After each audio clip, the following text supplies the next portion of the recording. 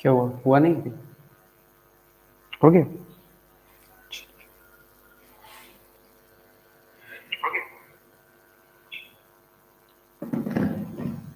Hello दोस्तों, आप सबका स्वागत करते हैं हम अपने YouTube चैनल पे। तो बच्चे जल्दी से आइए, क्लास के साथ जुड़ जाइए। और आज एक बहुत ही बेहतरीन क्लास होने वाली है, क्योंकि आज इंग्लिश का बेसिक, बिल्कुल बेसिक बता रहा हूं, जीरो लेवल से लेके अगर आपको कुछ भी सीखना है तो आज के लिए ये क्लास आपके लिए बहुत इंपॉर्टेंट होने वाली है। आज इंग्लिश में जो भी आप लोग जानते हो, जितने भी आप लोग जानते हो, पार्ट ऑफ स्पीच क्या होता है, फ्रेज क्या होता है, क्लॉज क्या होता है, हर एक चीज को आज इस क्लास में हम लोग सीखने वाले हैं। तो जल्दी से आओ और आप इन क्लास के साथ जुड़ जाइए। और इंग्लिश का आपको नया कॉन्सेप्ट, नई चीजें आज आपको मैं सिखाने वाला हूं। हर एक चीज जो आप जानते हो आज तक, आज उन सारी चीजों को मैं आज आप यहाँ पे दिखाऊंगा और समझाऊंगा। सोनम पांडे जी, गुड आफ्टरनून, कैसे हो आप लोग? जल्दी बताओ, पहले जल्दी से आइए। और हाँ, भाई जल्दी से इस सेशन को पहले आप लोग शेयर कर दो अपने दोस्तों में। और जो जो लोग पढ़ते हैं उनमें शेयर कर दीजिए। जल्दी से ये काम कर दीजिए ताकि ज्यादा से ज्यादा लोग जुड़ सके यहाँ पे।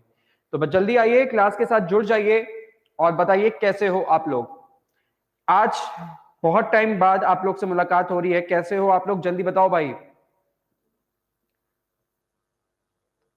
शुभांगी गुप्ता जी, गुड आफ्टरनून, जल्दी जल्दी आइए आप लोग, जल्दी से आइए, क्लास शुरू हो गई है। और जैसा कि आप देख सकते हो, इंग्लिश पढ़ने से पहले भैया, कोई भी आप कंपटीशन एग्जाम कर रहे की तैयारी कर रहे हो, चाहे आप किसी भी एग्जाम की तैयारी कर रहे हो, अगर आप इंग्लिश पढ़ रहे हो, यहां तक कि स्कूल का भी कोई बच्चा है तो वो भी अगर इंग्लिश पढ़ रहा है तो उसके लिए भी ये इंग्लिश पढ़ने से पहले इस क्लास को जरूर देख लीजिए।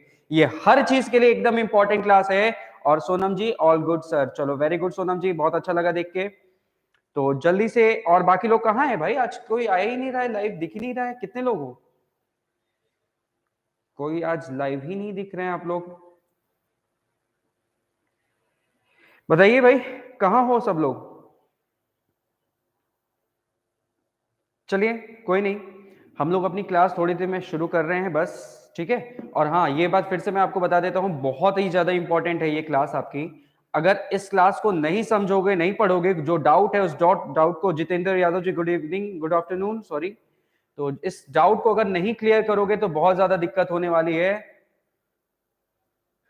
चलिए भाई, तो आइए हम लोग क्लास को देखते हैं हम यहाँ पे। और एक एक चीज को मैं आपको समझाने वाला हूं। चाहे आपके इंग्लिश के पार्ट ऑफ स्पीच की बात हो रही हो, चाहे फ्रेज हो, चाहे क्लॉज हो। देखो, क्लॉज की स्पेलिंग भी थोड़ी सी मिस्टेक हो गई, CLAUSE, CLAUSE क्लॉज होता है ना, CLAUSE क्लॉजेज, ठीक है। चाहे ये हो, चाहे सेंटेंसेस हो। तो भाई आपका जो भी कुछ हो, हर एक चीज को, विवेक जी नमस्ते, हर एक चीज को आज इस क्लास में हम लोग क्लियर करने वाले हैं। तो भाई जो भी इंग्लिश पढ़ता है उस बच्चे से रिक्वेस्ट है कि इस वीडियो को जरूर से जरूर देख लेना, ताकि जो भी आपके मन में डाउट हो, सारे डाउट आज के सेशन में क्लियर कर दूंगा। तो बात कर लेते हैं हम इंग्लिश की। तो भाई ये इंग्लिश लैंग्वेज आया कहां से? तो सबसे पहले जान जाओ, ये जो इंग्लिश लैंग्वेज है, ये इसकी शुरुआत कहां से हुई? तो ये भाई, जैसे हमको पता है, हमारी जो हिंदी भाषा है, ये हमारी रोमन लिपि, ये हिंदी भाषा है, ये हमारी देवनागरी लिपि से आई है। उसी प्रकार ये अंग्रेजी भाषा भी जो है, ये हमारी रोमन लिपि से आई है, जिसको इंग्लिश में, लिपि को इंग्लिश में कहते हैं स्क्रिप्ट। तो इंग्लिश जो भाषा है ये हमारी रोमन लिपि से आई है। रोमन लिपि से कैसे आई है? तो भाई जाहिर सी बात है सर, साउंड के फॉर्म में आई है। क्योंकि अगर मैं हिंदी में बात कर रहा हूं तो मेरा जो मैं लैंग्वेज यूज कर रहा हूं वो हिंदी का है, तो हिंदी साउंड है। तो भाई हिंदी साउंड अलग होता है, लेकिन ये इंग्लिश साउंड है। और याद रखना, इंग्लिश में जो साउंड होते हैं टोटल 44 होते हैं, ठीक। इंग्लिश में जो साउंड होते हैं टोटल 44 होते हैं, जो फर्दर डिवाइड हो जाते हैं कुछ वॉवल साउंड में और कुछ कॉन्सोनेंट साउंड में। और भाई जो वॉवल साउंड की बात करें तो वॉवल साउंड 20 होते हैं, लेकिन कॉन्सोनेंट साउंड 24 होते हैं। आपके टेट के एग्जाम में, बीएड के एग्जाम में, हर एक ज्यादातर एग्जाम में ये क्वेश्चन कई बार पूछा गया है, आपका ये साउंड कितने प्रकार के होते हैं, ठीक है।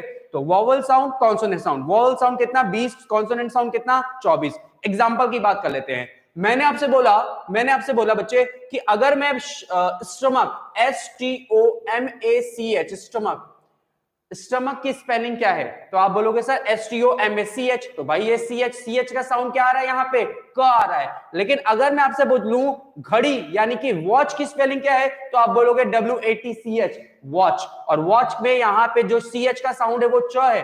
तो हमने देखा सर कि जो CH है उसका साउंड च भी है, और जो CH है उसका साउंड क भी है। दोनों साउंड है। और अगर दोनों साउंड है आ रहा है, दोनों तरीके से हमारे साउंड आ रहे हैं, तो भाई CH का दो साउंड हुआ, एक च और एक क। तो उसी हिसाब से जब कॉन्सोनेंट देखा गया ना, तो कॉन्सोनेंट के 24 साउंड निकल के आते हैं, 24 साउंड जनरेट होते हैं। लेकिन जब वोवल की बात करें तो वोवल के सिर्फ 20 साउंड होते हैं। जैसे मैंने बोला चीप की स्पेलिंग बताओ, तो आप बोलोगे CHIP, चीप। लेकिन एक चीप तो ये भी होता है ना, CHEAP, चीप। तो भाई EA और यहाँ पे आई, तो भाई चिप और चीप दोनों स्पेलिंग होती है। तो कहीं पे आप किसी चीज को खींच के बोल रहे हो, चीप को आपने खींच के बोला और यहाँ पे शॉर्ट फॉर्म में बोला, तो ये वोवल के साउंड हो गए। तो साउंड इस प्रकार के होते हैं। फिर साउंड से जब हम आगे बढ़े तो हमने देखा कि साउंड के बाद हमारा आता है लेटर्स। लेटर्स क्या होता है? टोटल 26 होते हैं। ये तो आप लोगों को बिल्कुल पता होगा कि 5 वोवल, A-E-I-O-U, बाकी के 21 कॉन्सोनेंट। और जब हम लेटर से आगे बढ़े तो हमने देखा वर्ड्स। वर्ड्स क्या होता है? वर्ड्स होता है सर शब्द। क्या शब्द क्या होता है सर? शब्द होता है अक्षरों का समूह। अक्षरों का समूह। क्या सिर्फ अक्षरों का समूह? नहीं, अक्षरों का समूह, लेकिन जिसका एक प्रॉपर मीनिंग निकल के आए उसी को हम लोग कहते हैं वर्ड्स। जैसे मैंने बोला एग्जांपल के तौर पे पेन, PEN, पेन। पेन क्या है? ये एक शब्द है। क्यों एक शब्द है? क्योंकि सर यहाँ पे 3 लेटर्स का कॉम्बिनेशन है और इस पेन का एक अपना मतलब होता है। लेकिन अगर मैं इसका उल्टा कर दूं, ENP कर दूं, ENP, तो भाई क्या ये आपका शब्द बन पाएगा? नहीं, क्योंकि इसका कोई मीनिंग नहीं है। तो याद रखना, शब्द क्या होता है? Group of letters with a proper meaning, with a meaningful unit is known as words. आगे बढ़ते हैं, चलो भाई, तो ये वर्ड्स हो गया। अब वर्ड से हम लोग आगे बढ़ते हैं। तो भाई हर एक वर्ड का अपना अपना पहचान होता है। इंग्लिश में हर एक शब्द का अपना अपना पहचान होता है, जिसको हम लोग कहते हैं इंग्लिश में पार्ट्स ऑफ स्पीच। वही मैंने लिखा है, every word in English language have a unique. Every word in English language has होगा, यहाँ पे हैज, ठीक है, हैव नहीं, हैज, हैज, HAS, हैज, यहाँ पे हैज हो जाएगा। Every word in English language has a unique identity and its identity is known as parts of speech. हर एक शब्द का अपना अपना पहचान होता है और उस पहचान को हम लोग कहते हैं पार्ट्स ऑफ स्पीच। भाई पार्ट्स मतलब हिस्सा, ऑफ स्पीच मतलब जो आप बोल रहे हो। तो जो भी मैं बोल रहा हूं वो एक एक शब्द को जोड़ के बनाया गया एक वाक्य। तो भाई हर एक शब्द का अपना अपना पहचान होता है, जिसको हम लोग इंग्लिश में कहते हैं पार्ट्स ऑफ स्पीच। और आप सबको पता है कि there are 8 parts of speech in English language, और ये noun, pronoun, adjective, verb, adverb, preposition, conjunction, interjection. तो हमने यही चीज सीखना है। तो हमने ये चीज देख लिया, ठीक। अब आते हैं आगे। भाई 8 पार्ट ऑफ स्पीच होते हैं, हम सबको पता है। जो भी शब्द हम लोग बोलते हैं इंग्लिश में वो सब एक होता है वर्ड।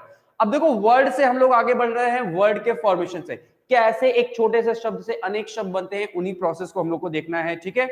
ब्लर हो रहा है वीडियो क्लियर नहीं हो रहा है।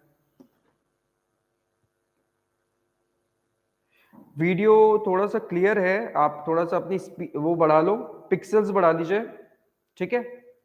360 में देखो तो क्लियर हो जाएगा, यहां पे एकदम क्लियर है। तो भाई देखो वर्ड का फॉर्मेशन कैसा होता है, कैसे हम एक शब्द से अनेक शब्द बनाते हैं, और कैसे हम एक पार्ट ऑफ स्पीच से कुछ अलग करके कुछ नए शब्द बना के दूसरा पार्ट ऑफ स्पीच पे जाते हैं। तो भाई एक होता है रूट वर्ड, आप लोग ने पढ़ा होगा इंग्लिश में, एक रूट वर्ड होता है। रूट वर्ड का मतलब क्या होता है? रूट वर्ड का मतलब होता है किसी भी शब्द का सबसे छोटा हिस्सा, किसी भी शब्द का सबसे छोटा हिस्सा जिसका एक खुद में मीनिंग हो, उसी को हम लोग इंग्लिश में कहते हैं रूट वर्ड। किसी भी शब्द का सबसे छोटा टुकड़ा जिसका खुद में एक मीनिंग हो, उसी को हम लोग क्या कहेंगे? Root word. रूट वर्ड के पहले अगर आप प्रीफिक्स कर रहे हो, प्रीफिक्स मतलब उपसर्ग कर रहे हो, और रूट वर्ड के बाद अगर आप सफिक्स कर रहे हो यानी कि प्रत्यय कर रहे हो, तो भाई किसी भी रूट वर्ड को उठाओ, चाहे उसके साथ प्रीफिक्स करो, चाहे उसके साथ सफिक्स करो, चाहे दोनों करो, और तब जाके बनेगा एक नया शब्द, तब जाके आपका बनेगा एक नया शब्द। और हर एक नए शब्द की अपनी क्या होगी? पार्ट्स ऑफ स्पीच होगी। भाई देखो ये जो रूट वर्ड था इसका अपना पार्ट ऑफ स्पीच था, और ये जो रूट वर्ड है इसका अपना पार्ट ऑफ स्पीच होगा। तो भाई रूट वर्ड को आपने जब भी सफिक्स या प्रीफिक्स किया, जोड़ा उसके साथ, तो जो नया शब्द बनेगा उसका भी अपना एक पहचान होगा। देखो एग्जांपल मैंने लिखा अनएक्सेप्टेबल। भाई एक्सेप्ट करना यानी किसी चीज को लेना। अगर आप एक्सेप्ट कर रहे हो तो भाई ये क्या है? ये एक आपका क्रिया हो गया, वर्ब हो गया, है ना भाई। इस वर्ब में मैंने प्रीफिक्स किया अन और सफिक्स किया एबल। और आपको पता है किसी वर्ड के लास्ट में अगर एबल सफिक्स किया जाए तो वो होता है एडजेक्टिव। तो भाई जब मैंने इसके साथ एबल जोड़ा, एक्सेप्टेबल यानी कि जो लिया जा सके, जो लेने के योग्य हो, तो एक्सेप्टेबल क्या बन गया? आपका एक एडजेक्टिव बन गया। यहां पे ये एक एडजेक्टिव बन गया, ठीक है भाई। अनएक्सेप्टेबल, एक्सेप्टेबल एडजेक्टिव, अनएक्सेप्टेबल भी एक एडजेक्टिव है, जिसका मतलब जो लेने के योग्य न हो। और एबल का मतलब होता है can, which can be accept, which can be accept. तो ये एक वर्ब था एक्सेप्ट। आगे देखते हैं डिसरिस्पेक्टफुली। भाई रिस्पेक्ट होता है, रिस्पेक्ट, ठीक है, रिस्पेक्ट नाउन भी होता है, एडजेक्टिव भी होता है, दोनों चीजें हो जाती हैं। अब इसी में मैंने फुल्ली को जोड़ दिया, FULLY, और किसी भी वर्ड के लास्ट में फुली नजर में आया हो तो वो एक एडवर्ब होता है। तो जब मैंने इसको देखा डिसरिस्पेक्टफुली, तो इसका जो अपना पार्ट ऑफ स्पीच था वो एक एडवर्ब था, ठीक है। डिसरिस्पेक्टफुली, रिस्पेक्टफुली एक एडवर्ब है, डिसरिस्पेक्टफुली भी एक एडवर्ब है। फिर देखो रेगुलर, रेगुलर क्या होता है, एडजेक्टिव होता है, रेगुलर एक एडजेक्टिव होता है। अब जब मैंने इसमें ly को सफिक्स किया, आपको पता है किसी भी एडजेक्टिव में ly सफिक्स करते हैं तो एडवर्ब बनता है, तो भाई ये उसके पहले प्रीफिक्स क्या किया, ir किया, तो भाई इररेगुलरली, तो इररेगुलरली का अपना पहचान हो गया जो कि एक एडवर्ब है। रेगुलर क्या हो गया, जैसे मैंने कहा आई डू रेगुलर एक्सरसाइजेस, भाई मैं रेगुलर एक्सरसाइज करता हूं, एक्सरसाइज हो गया नाउन, रेगुलर हो गया एडजेक्टिव, है ना। तो चलिए भाई अगला देखो, एक कंफर्ट, कंफर्ट क्या है, ये आपका वर्ब हो गया, कंफर्ट आपका क्रिया हो गया, वर्ब हो गया, ठीक है। अब इसमें मैंने एबल जोड़ दिया तो अनकंफर्टेबल, या और प्रीफिक्स कर दिया अपना अन, तो ये चीज होता है, एक नया वर्ड बनता है, और जब भी एक नया वर्ड बनता है तो उस नए वर्ड की भी अपनी एक पहचान होती है, जिसको आप लोग पार्ट ऑफ स्पीच के नाम से जानते हो। चलो भाई नेक्स्ट देखते हैं। अब आते हैं एक एक करके, हर एक पार्ट ऑफ स्पीच को मैं इस क्लास में समझाने वाला हूं, और हर एक पार्ट ऑफ स्पीच के बाद मैं आपको पढ़ाऊंगा फ्रेज, क्लॉज, देन सेंटेंसेस, और फिर यहाँ पे क्या क्या चीजें होती है वो सारी चीजें हम लोग देखेंगे। तो भाई देखो सबसे पहले हम लोग पढ़ने वाले हैं नाउन। नाउन क्या होता है, नाउन होता है नेम, लेकिन किस चीज का, चाहे वो किसी पर्सन का नेम हो, चाहे वो किसी प्लेस का नेम हो, चाहे वो किसी आपका, चाहे पर्सन का नेम हो, चाहे प्लेस का नेम हो, चाहे आपका कोई वस्तु का नेम हो, चाहे एनिमल का नेम हो, और लास्ट में चाहे वो कोई क्या हो, फीलिंग हो, ठीक। अब देखो, या इसी के लिए हम लोग शॉर्ट फॉर्म में ये भी कह सकते हैं कि सर किसी भी चीज का अगर हम नाम रख रहे हैं तो उसी को हम लोग वो बोल दिए नेमिंग वर्ड। किसी भी चीज का अगर हमने नाम रखा तो भाई वो क्या हो गया, वो नाउन हो गया। मेरे हाथ में ये बॉटल है, भाई मैं इसी को बॉटल बोलूंगा, मैं इस फोन को बॉटल तो नहीं बोलूंगा, इसका अपना नाम है, इसका अपना नाम है। तो हर वह चीज जिसका एक नाम होता है, एक यूनिक नेम होता है, उसी चीज को हम लोग कह देते हैं नेमिंग वर्ड, और वो नेमिंग वर्ड क्या होगा सर, वो नाउन होगा, ठीक है। चलो भाई आगे देखो एग्जांपल्स, मैंने लिखा Ram is having a marker. भाई देखो राम के पास है एक मार्कर। पहली बात, ये सेंटेंस बिल्कुल गलत है, राम इज हैविंग नहीं, आपको पता होगा राम हैज अ मार्कर होगा, क्योंकि हैव जो होता है क्रिया ना, इसका आईएनजी पॉसिबल नहीं है, ठीक है। हैविंग नहीं हो पाएगा, हैविंग किसी और कंडीशन में होता है। तो Ram has a marker, Ram के पास है एक मार्कर। तो भाई देखो, अब हम लोग यहाँ पे ना एक हिंट के तौर पे भी देखेंगे, चीजों को मैं सारी हिंट के तौर पे दिखाऊंगा। याद रखना, किसी भी वर्ड का अगर हु या फिर हुम या फिर व्हाट, कोई भी शब्द हो, अगर हु हुम या फिर व्हाट का जवाब दे रहा है, कोई भी शब्द अगर हु हुम या व्हाट का जवाब दे रहा है तो वो शब्द होता है नाउन। हु कहां आता है सर, हु सब्जेक्ट के जगह पे जवाब देता है। हुम कहां आता है, हुम ऑब्जेक्ट की जगह पे जवाब देता है। लेकिन भाई ये हु और ये हुम दोनों पर्सन के लिए यूज होता है, याद रखना, दोनों पर्सन के लिए यूज होता है। जबकि हम बात कर ले अगर व्हाट की, तो व्हाट आपका पर्सन छोड़ के बाकी हर किसी का जवाब देता है, चाहे वो सब्जेक्ट के स्थान पे हो, चाहे वो ऑब्जेक्ट के स्थान पे हो। पर्सन छोड़ के बाकी सबका जवाब कौन देगा, अपना व्हाट देगा। आइए क्वेश्चन को देखते हैं। यहां राम लिखा है, अब देखो यहां पे मैं पर्सन है राम, और ये सब्जेक्ट की जगह पे लिखा है, शुरुआत में लिखा है, तो ये जवाब किसका देना चाहिए, हु। मैंने बोला हु हैज अ मार्कर, तो आप बोलोगे sir Ram has a marker, तो हु का जवाब राम से मिला, तो राम हो गया नाउन, ठीक है। और ये एक नेमिंग वर्ड है, उस इंसान का नाम राम है, तो भाई वो नेमिंग वर्ड हो गया। राम हैज मार्कर, मार्कर क्या है सर, ये वस्तु है। पर्सन होता तो हुम का जवाब देता ऑब्जेक्ट की जगह पे, लेकिन वस्तु है तो व्हाट का जवाब देगा। भाई राम हैज व्हाट, राम के पास क्या है, तो आप बोलोगे सर राम के पास मार्कर है, तो भैया ये बन गया हमारा नाउन, ये बन गया हमारा नाउन, ठीक है। मैंने बोला Rohit, who has selected a team, किसने सेलेक्ट किया है टीम, आप बोलोगे सर रोहित ने सेलेक्ट किया है टीम, तो भैया ये रोहित क्या हो गया, ये हु का जवाब दे रहा है, तो हु का जवाब देने वाला नाउन होता है, तो ये नाउन बन गया। Rohit has selected the team, भैया देखो एक हिंट है कि आर्टिकल कभी भी आता है तो अपने साथ नाउन लेकर आता है। उसी प्रकार जब मैंने देखा यहाँ द है, यहाँ अ था, तो अ के हिसाब से ये मार्कर नाउन बन गया। यहाँ द है तो इसके हिसाब से ये द टीम क्या बन गया, ये भी नाउन बन गया। लेकिन ये टीम क्या है सर, असल में ये टीम एक कलेक्टिव नाउन है, और ये जवाब किसका देगा, व्हाट का देगा। देखते हैं क्या ये व्हाट का जवाब दे रहा है। Ram has selected what, Ram ने क्या सेलेक्ट किया, तो आप बोलोगे सर राम ने टीम को सेलेक्ट किया, तो ये व्हाट का जवाब दे रहा है, तो टीम भी हमारा बन गया नाउन। चलो भाई लाफ्टर, लाफ्टर, अच्छा लाफ्टर क्या है सर, ये तो एक फीलिंग है ना, तो फीलिंग भी हो सकता है। लाफ, लाफ देखो क्या हो गया, वर्ब, लेकिन लाफ में टर को जोड़ा, सफिक्स किया और नया पार्ट ऑफ स्पीच यानी लाफ्टर क्या बन गया, नाउन बन गया। मैं पूछूं what cures stress, what cures stress, भाई देखो लाफ्टर कोई पर्सन नहीं है जो हु या हुम का जवाब देगा, ये नाउन है, लेकिन ये जवाब किसका देगा, व्हाट का।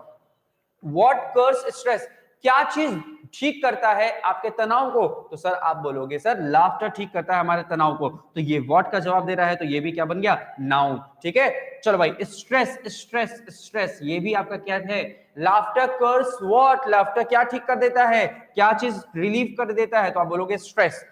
Honesty is the best policy, भाई ऑनेस्ट होता है एडजेक्टिव और ऑनेस्ट में वाई को जोड़ा तो बन गया ऑनेस्टी, तो ये एक क्या बन गया, ये आपका एक नाउन बन गया। मैं बोलूंगा what is the best policy, what is the best policy, आप बोलोगे sir honesty is the best policy, तो ये भी व्हाट का जवाब दे रहा है, तो ये भी हो गया नाउन। ऑनेस्टी इज द, भाई देखो द आ गया तो यानी कि ये पॉलिसी या फिर बेस्ट में से कोई एक नाउन होगा, और बेस्ट आपको पता है एडजेक्टिव होता है, और पॉलिसी क्या बन गया, हमारा नाउन बन गया। ऑनेस्टी इज व्हाट, ऑनेस्टी क्या है, सर ऑनेस्टी एक पॉलिसी है, तो भाई ऑनेस्टी इज पॉलिसी, तो भाई ऑनेस्टी जो एक पॉलिसी है, और ऑनेस्टी इज व्हाट, ऑनेस्टी क्या है, तो ऑनेस्टी एक पॉलिसी है, तो पॉलिसी भी क्या बन गया, व्हाट का जवाब दे रहा है, तो ये भी अपना नाउन बन गया। समझ में आ रही है बात, चलिए भाई गुड आफ्टरनून अंकित। चलो तो ये चीजें आप लोग समझो, मैं हर एक पार्ट ऑफ स्पीच, हर चीज को मैं आज बताने वाला हूं भाई। ब्यूटी, ब्यूटी खूबसूरती, अब मैं पूछूं what lies in the eyes of the beholder, क्या चीज है जो किसी देखने वाले की आंखों के अंदर है, तो आप बोलोगे सर ब्यूटी है, तो भाई ब्यूटी भी यहाँ पे व्हाट का जवाब दे रहा है, और व्हाट का जवाब देने वाला नाउन बन गया, तो ब्यूटी भी क्या बन गया, नाउन। अब ब्यूटी में मैं फुल को सफिक्स कर दूं, ब्यूटीफुल, भाई पार्ट ऑफ स्पीच चेंज, यानी ब्यूटीफुल क्या हो गया, एडजेक्टिव हो गया, है ना। चलो ये चीजें होती है। ये लाइज वर्ब है, इन द आईज, आईज क्या हुआ भाई, द लगा है तो ये तो नाउन हो गया, है ना।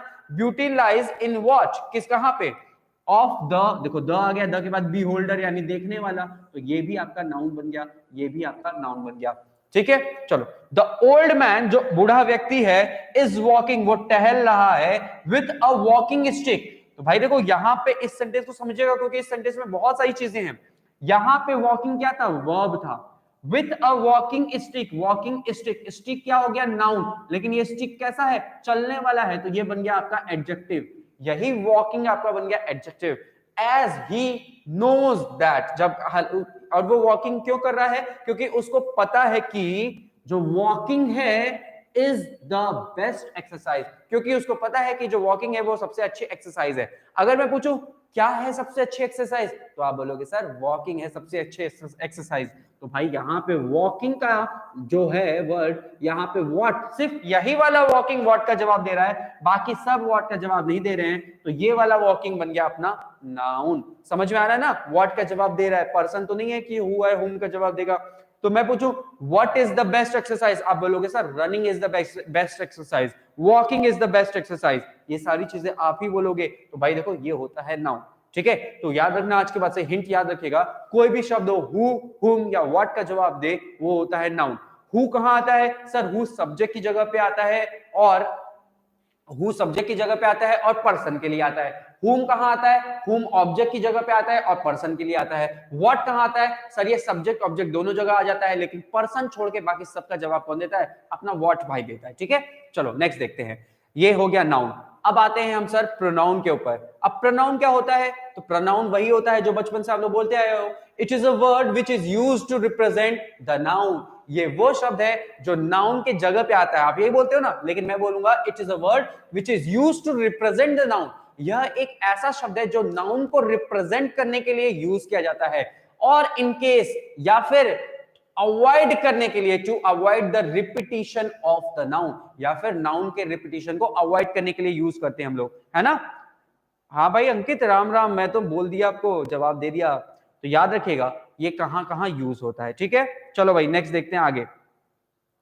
आप लोग को जो डाउट हो पूछते रहना, लेकिन समझते रहना। तो भाई प्रोनाउन क्या हो गया, ए एक ऐसा शब्द है जो नाउन को रिप्रेजेंट करने के लिए, नाउन को दर्शाने के लिए यूज किया जाता है, और कभी कभी ये नाउन के रिपीटिशन को भी अवॉइड करने के लिए प्रयोग किया जाता है, यूज किया जाता है। ठीक है, चलो आओ एग्जांपल्स को देखते हैं।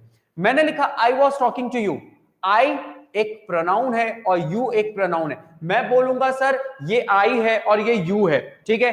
आई भी प्रोनाउन, यू भी प्रोनाउन। ठीक, चलो भाई बिल्कुल सही बात है, क्योंकि आई मेरे को दर्शा रहा है और यू तुमको दर्शा रहा है। तुम्ही से कह रहा हूं भाई, तुमको दर्शा रहा है ये यू।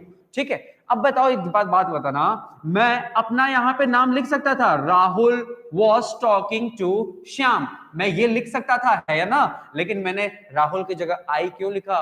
क्योंकि सर ये आई जो है ये मेरे को दर्शा रहा है। अगर मैं खाली राहुल लिखता तो भाई आपके मन में एक कंफ्यूजन होता। यहां पे देखो आई लिखा है, आई तो किसी नाउन को नाउन के और रिपीटेशन को तो अवॉइड नहीं कर रहा है, यहां पे अवॉइड नहीं कर रहा है, फिर भी हमने आई का प्रयोग किया। क्यों? क्योंकि सर हम अगर राहुल बोलते तो आपके मन में डाउट होता कि कौन बात कर रहा है श्याम से, है ना? इसलिए यहां पे मैंने आई लिखा। ठीक, अब देखो I was talking to you, I क्या है सर? ये एक व्यक्ति को दर्शा रहा है, तो व्यक्ति को जो दर्शाता है वो होता है पर्सनल प्रोनाउन। यू क्या है? ये भी एक पर्सन को दर्शा रहा है, श्याम को दर्शा रहा है, और जब श्याम को दर्शा रहा है तो भाई ये पर्सन को दर्शा रहा है, पर्सन को दर्शाने वाला क्या होता है सर? वो भी आपका पर्सनल प्रोनाउन। ठीक है, चलो मैंने कहा दे हैव डन इट, भाई उन्होंने यह कर लिया है। भाई मान लीजिए अगर इट की जगह मैं लिख देता देयर वर्क, ठीक है, अगर मैं इट की जगह लिख देता their work, they have done their work, भाई दे किसकी बात कर रहा है? उन लोगों की बात कर रहा है, पर्सन्स की बात कर रहा है। कैसे पर्सन्स? प्लूरल पर्सन्स की बात कर रहा है, तो कौन सा pronoun? Plural personal pronoun. They have done, उन्होंने कर लिया है, देयर वर्क, भाई उन्होंने क्या कर लिया? तो भाई अपना काम कर लिया। ये व्हाट का जवाब दे रहा है, और व्हाट का जवाब देने वाला नाउन हो गया, तो भाई वर्क तो बन गया अपना नाउन। अब ये वर्क, लेकिन किसका वर्क? देयर, उनका वर्क। तो कोई भी शब्द अगर नाउन की विशेषता बताए, नाउन के बारे में इंफॉर्मेशन दे, तो वो होता है एडजेक्टिव। तो ये आपका देयर बन गया एडजेक्टिव। ठीक है, चलो तो भाई अब देखो, अब इस वर्क के लिए मैं यहां पे एक प्रोनाउन यूज कर रहा हूं। इसी वर्क के लिए मैं एक प्रोनाउन यहां पे यूज कर रहा हूं जो कि होता है इट। ये इट किसको दर्शा रहा है? अपने काम को दर्शा रहा है। तो मैं बार बार वर्क नहीं बोलूंगा, तो उसके लिए मैंने रिप्लेस कर दिया इट से। ठीक है, याद रखिएगा ये बात, इट भी एक प्रोनाउन है। मैंने कहा somebody has come to meet you, somebody has come to meet you, ओहो has come to meet you होगा, MEET होगा, meet you। ठीक है, कोई आया है आपसे मिलने। भाई ये कोई आया है, ये somebody किसी पर्सन के लिए तो यूज किया गया है ना? बिल्कुल सही बात है, कोई आया है, लेकिन वो पर्सन कौन है मेरे को तो नहीं पता। अब मेरे को नहीं पता तो भाई ये क्या हो गया सर? ये कोई भी हो सकता है ना? तो कोई भी हो सकता है, तो ये कौन सा प्रोनाउन हो जाएगा? जल्दी बताओ भाई, कमेंट करो। ये somebody आपका कौन सा प्रोनाउन है? क्या ये आपका कौन सा प्रोनाउन है? somebody has come to meet you, you मैं आपकी बात कर रहा हूं, तो भाई ये आपकी बात कर रहा हूं, तो ये पर्सनल प्रोनाउन हो गया, ये पर्सनल प्रोनाउन हो गया। ठीक है, अब मैंने लिखा है somebody, जल्दी बताओ मुझे somebody कौन सा प्रोनाउन है? नहीं, टाइमिंग चेंज नहीं हो गया, ये अभी आज ही मैं स्पेशल क्लास ले रहा हूं असुल भाई। ठीक है, टाइमिंग चेंज नहीं हुआ है, डोंट वरी, शाम का टाइमिंग जो है वो अब शाम को ही रहेगा, आप उसकी चिंता मत करो। तो भाई somebody has come to meet you, कोई आया है आपसे मिलने के लिए। तो ये somebody किसी ना किसी व्यक्ति को दर्शा रहा है। ठीक है, क्या आप उस व्यक्ति को जानते हो? नहीं। यहां मैं यू को जानता था, यहां मैं दे को जानता था, यहां आई को जानता था, यहां यू को जानता था, मैं उन लोग को जानता था, मैंने बोल दिया पर्सनल प्रोनाउन। लेकिन ये somebody को मैं नहीं जानता, ये कौन है, कितने हैं, कहां है, ये मैं कुछ भी नहीं जानता। तो भैया ये क्या हो गया सर? ये हो गया हमारा इनडेफिनिट प्रोनाउन। इनडेफिनिट प्रोनाउन है ना भाई, इनडेफिनिट प्रोनाउन हो गया हमारा। चलो भाई, चलो अब आगे देखते हैं। दिस इज माई कार, भाई ये दिस जो है इस कार के बारे में बोल रहा है, इशारा कर रहा है, यह है मेरी कार। तो मैं किसी चीज की तरफ अगर इशारा करता हूं ना, तो और किसी नाउन के लिए दिखाता हूं कि यह मेरी कार है, तो ये जो दिस है इस कार को रिप्रेजेंट कर रहा है। अब ये कार क्या है सर? ये नाउन है ना? अब देखो दिस इज माई कार, यह मेरी कार है, तो मैं कार को इशारा कर रहा हूं, मैं नाउन की तरफ इशारा कर रहा हूं, नाउन के लिए प्रयोग कर रहा हूं मैं शब्द दिस। तो दिस क्या हुआ सर? ये दिस प्रोनाउन हुआ। कौन सा प्रोनाउन हुआ? तो याद रखना, कभी भी किसी प्रोनाउन को, जब भी किसी पर्सन, प्लेस या थिंग को, किसी भी चीज को दर्शाने के लिए, इशारा करने के लिए रिप्रेजेंट किया जाता है, उसके लिए हम लोग प्रोनाउन यूज कर लेते हैं डेमोन्स्ट्रेटिव प्रोनाउन। डेमोन्स्ट्रेटिव प्रोनाउन, ठीक है, डेमोन्स्ट्रेटिव प्रोनाउन जब भी हम किसी को इशारा करने के लिए यूज करते हैं, तो हम लोग वहां पे यूज करते हैं डेमोन्स्ट्रेटिव प्रोनाउन। ठीक है, पर्सनल प्रोनाउन तो बाकी सब था, ये somebody आपका इंडेफिनिट था, somebody, anybody, ये सब इंडेफिनिट था। और प्रियांशु जी गुड आफ्टरनून। ठीक है, चले भाई आगे देखते हैं। मैंने लिखा some of the gold has been sold, gold में से। अब भाई इस बात को जरा ध्यान से समझिएगा, इस ये जो ऑफ लिखा हुआ है ना, इसका ऑफ का दो मीनिंग होता है। एक मतलब होता है का के की, का के की, और जब ये का के की देता है ना, तो हम लोग वहां पे इसका जो का के की है, हम लोग वहां पे पोजीशन यूज करते हैं, अधिकार के लिए यूज कर लेते हैं ऑफ का। जैसे मैंने बोला द फादर ऑफ राम, यानी राम के पिता, तो भाई ये अधिकार हुआ ना, पिता पे अधिकार किसका है? राम का है, तो यहाँ पे के का प्रयोग हुआ। लेकिन इसी ऑफ का एक और मतलब होता है, जिसका मतलब होता है में से, में से, ठीक है। अब जब में से की बात करता है तो ये बात पोजीशन की नहीं, ये बात करता है सिलेक्शन की, यानी कि ये सेलेक्ट करता है। अब जरा ध्यान से समझना, गोल्ड, गोल्ड क्या है सर? नाउन है। भाई व्हाट का जवाब दे रहा है ना, व्हाट का जवाब जो देता है वो गोल्ड, तो गोल्ड यहां नाउन है। अब गोल्ड में से कुछ, कुछ क्या सर? कुछ गोल्ड की ही तो बात हो रही होगी।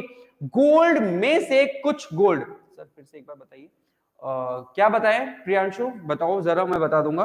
गोल्ड में से कुछ, कुछ क्या? गोल्ड, यानी ये सम किसकी बात कर रहा है? ये सम गोल्ड की ही बात कर रहा है। ये जो सम लिखा गया है ये गोल्ड की ही बात कर रहा है, यानी गोल्ड में से कुछ गोल्ड। अब क्या सम आपको पता है कि कितना? नहीं, आपको नहीं पता है कितना, तो ये सम अगर आपको नहीं पता है तो ये भी क्या हो गया? इनडेफिनिट हो गया, इनडेफिनिट हो गया। समझ में आ रही बात? ये इनडेफिनिट मात्रा को बता रहा है, तो हमारा ये इनडेफिनिट प्रोनाउन हो गया, इनडेफिनिट प्रोनाउन हो गया। Some of the gold has been sold, बेच दिया गया, ठीक है। फर्स्ट एग्जांपल, अरे I was talking to you, यहां आई देखो किसी पर्सन को रिप्रेजेंट कर रहा है, बिल्कुल कर रहा है, लेकिन मैं आई की जगह क्या मैं अपना नाम लिख सकता हूं? नहीं लिख सकता हूं। क्यों नहीं लिख सकता हूं? क्योंकि मैं अगर अपना नाम लिखूंगा तो आपको कंफ्यूजन होगा ना, मैं आपको बोलूंगा कि राहुल सर आपको इंग्लिश पढ़ाएंगे, तो भाई आपके मन में डाउट आएगा कि मैं अपनी बात कर रहा हूं या किसी और राहुल सर की बात कर रहा हूं। तो इसी चीज को अवॉइड करने के लिए, इसी कंफ्यूजन को अवॉइड करने के लिए हम आई और यू का प्रयोग करते हैं, ताकि स्पीकर और लिसनर में कोई कंफ्यूजन ना हो। मैं राम का नाम ले सकता हूं, लेकिन मैं अपना नाम और आपका नाम नहीं लेके बोल सकता हूं। मैं अपने लिए आई ही बोलूंगा, चाहे मैं एक बार बोलूं, चाहे मैं 50 बार बोलूं, चाहे शुरू में बोलूं, चाहे अंत में बोलूं, आई ही बोलूंगा, और आपके लिए मैं हमेशा यू ही बोलूंगा, है ना। तो इसलिए ये चीजें हैं। चलो अब मैंने अगला एग्जांपल देखो, मैंने लिखा है many of the boys, boys क्या है? नाउन है, आपको पता है, ठीक है। अब देखो many of the boys, boys में से बहुत सारे, बहुत सारे क्या? बहुत सारे लड़कों की बात हो रही है ना भाई। बॉयज मान लो ढेर सारे बॉयज थे, 10 बॉयज थे, 10 बॉयज में से मेनी, 10 बॉयज में से मेनी, तो मेनी क्या? बॉयज की ही तो बात करेगा, तो यानी ये मेनी किसकी बात कर रहा है? बॉयज की बात कर रहा है। मेनी बॉयज की बात कर रहा है, और मेनी अगर बॉयज की बात कर रहा है तो ये क्या हो गया सर? ये भी तो अपना हो गया प्रोनाउन। प्रोनाउन किस, कौन सा प्रोनाउन? Indefinite pronoun. समझ में आ रही बात? जो सम है, जो मेनी है, ये बात किसकी कर रहा है? ये किसी ना किसी नाउन के क्वांटिटी या फिर मात्रा की बात कर रहा है, और उसकी बात कर रहा है, तो ये क्या हो गया? प्रोनाउन। क्या ये क्वांटिटी या मात्रा फिक्स है? नहीं सर, फिक्स नहीं है। क्या ये डेफिनेट है? नहीं सर, डेफिनेट नहीं है। डेफिनेट नहीं है तो कौन सा प्रोनाउन? इनडेफिनिट प्रोनाउन, ठीक है। चलो नेक्स्ट देखते हैं। Which of the following books do you need? भाई which of the following books do you need, यानी कि इन बुक्स में से, फॉलोइंग बुक्स में से कौन सी किताब तुमको चाहिए? तो भाई ये विच देखो किसकी बात कर रहा है? ये बात कर रहा है बुक की ही तो बात कर रहा है, और बुक क्या है? नाउन। तो नाउन की जो बात करे, जो नाउन को रिप्रेजेंट करे, मेरा कहने का मतलब समझिएगा, which book of the following books, यानी किताबों में से कौन सी किताब? Which book of the following books do you need, तुमको जरूरत है। तो भाई ये विच किसकी बात कर रहा है? बुक्स की ही बात कर रहा है, और बुक्स की बात कर रहा है, बुक्स नाउन होता है, यानी ये नाउन को रिप्रेजेंट कर रहा है विच, और जो नाउन को रिप्रेजेंट करता है वो प्रोनाउन होता है। तो भाई ये विच आपका एक प्रोनाउन हो गया। कौन सा प्रोनाउन? सर ये प्रश्न पूछ रहा है, तो भाई प्रश्न पूछने वाले को क्या कहते हैं? इंटेरोगेट कर रहा है, तो इंटेरोगेटिव प्रोनाउन। तो ये विच जो है ये हो गया इंटेरोगेटिव प्रोनाउन। समझ में आ रही है बात? तो विच of the following books do you want, तो भाई बुक्स में से कौन सी किताब तुमको चाहिए? तो ये विच किसकी बात कर रहा है सर? बुक्स की बात कर रहा है, और ये बुक्स की बात कर रहा है तो हो गया प्रोनाउन। ये बुक्स की बात कर रहा है तो हो गया प्रोनाउन, लेकिन ये इंटेरोगेट करके पूछ रहा है, और इंटेरोगेट कर रहा है तो हम लोग बोलेंगे इंटेरोगेटिव प्रोनाउन, हम लोग बोलेंगे इंटेरोगेटिव प्रोनाउन, ठीक है। मैंने कहा each of us will go there, हम में से, अस मतलब हम लोग में से, सब लोग, हर एक लोग। भाई हम में से, अस किसकी बात कर रहा है? पर्सन्स की बात कर रहा है, तो पर्सन्स की बात कर रहा है तो अस क्या हुआ? Personal pronoun. लेकिन कह रहा है हम में से हर एक, ईच का मतलब होता है हर एक, हर एक। हम में से, मान लो 50 लोग हैं यहाँ पे, हम में से हर एक लड़का विल गो देयर, वहां जाएगा। हम में से हर एक लड़का आपकी शादी में जाएगा। ठीक, तो भाई आपकी शादी में हर एक लड़का जाएगा, तो हर एक का मतलब क्या है, ये सर मैं डिस्ट्रीब्यूट करके बात कर रहा हूं। देखो ये ईच किसकी बात कर रहा है, अस की बात कर रहा है। अस क्या है, प्रोनाउन। देखो यहाँ पे नाउन को नहीं रिप्रेजेंट कर रहा है, यहाँ पे प्रोनाउन, एक प्रोनाउन दूसरे प्रोनाउन को ही रिप्रेजेंट कर रहा है। तो भाई यहाँ पे क्या हो गया, ईच अगर बात कर रहा है, हर एक की बात कर रहा है, हर एक की बात कर रहा है, यानी कि डिस्ट्रीब्यूट करके बात कर रहा है, तो ये ईच क्या हो गया सर, ये हो गया हमारा डिस्ट्रीब्यूटिव प्रोनाउन, डिस्ट्रीब्यूटिव प्रोनाउन। ठीक है, मैंने कहा this is the boy who helped me. This क्या बात कर रहा है, इस बॉय को इशारा कर रहा है, यह वही लड़का है। तो भाई दिस किसको इशारा कर रहा है, बॉय को। बॉय क्या है, नाउन। नाउन को जो इशारा करे, जो नाउन को रिप्रेजेंट करे, वो क्या होता है, प्रोनाउन। ये दिस क्या कर रहा है, इशारा करके बात कर रहा है, तो ये क्या हो गया, दिस अपना, दिस हो गया सर डेमोन्स्ट्रेटिव प्रोनाउन। अब this is the boy who helped me, जिसने मेरी मदद किया था। भाई हु क्या है, हु किसकी बात कर रहा है सर, हु बात कर रहा है बॉय की। अब देखो हेल्प्ड क्या है, हेल्प्ड वर्ब है। ठीक है, मी क्या है, मैं अपनी बात कर रहा हूं, तो ये भी एक प्रोनाउन हो गया। ठीक, तो हु क्या है यहाँ पे सर, हु यहाँ पे आपका रिलेटिव प्रोनाउन है। क्यों रिलेटिव प्रोनाउन है, क्योंकि सर यहाँ पे जो वर्ब है, इस वर्ब को चाहिए एक सब्जेक्ट, क्योंकि वर्ब जब भी आता है अकेले तो नहीं आएगा, सब्जेक्ट लेकर आएगा। तो इस वर्ब को चाहिए एक सब्जेक्ट। अब सब्जेक्ट की तलाश में ये कहां जाएगा, ये हु के पास गया। जब ये हु के पास गया तो हु किसकी बात करता है, बॉय की बात करता है। भाई देखो ये बॉय है, अब इस बॉय के लिए ही तो हमने हु का प्रयोग किया है ना, बॉय के लिए ही हम लोग ने हु का प्रयोग किया। हु क्या है सर, हु यहाँ पे सवाल नहीं पूछ रहा है, तो इंट्रोगेटिव नहीं कहोगे, ये यहाँ पे इस क्लॉज को इस क्लॉज से रिलेट कर रहा है, इसलिए इसका नाम पड़ गया रिलेटिव प्रोनाउन। क्या मेरी बात समझ में आ रही है, ये हो गया हमारा रिलेटिव प्रोनाउन। देखो भाई प्रोनाउन भले मैं एक पॉइंट बता रहा हूं, लेकिन इसमें सारा का सारा कॉन्सेप्ट मैंने आपको बता रखा है। यहां पे मैं हर एक पार्ट ऑफ स्पीच को डिटेल में समझाऊंगा, और फ्रेज और क्लॉज को जरूर से समझ लेना, क्योंकि ये क्लास मोस्ट इंपॉर्टेंट है। तो जो भी इंग्लिश पढ़ रहा है उसके लिए ये क्लास मोस्ट इंपॉर्टेंट। तो हमने नाउन को देखा, फिर प्रोनाउन को देखा। अब आ जाते हैं अपना अगला पार्ट ऑफ स्पीच, जो कि होता है एडजेक्टिव। भाई देखो इस एडजेक्टिव को भी समझ लो, बहुत अच्छा है।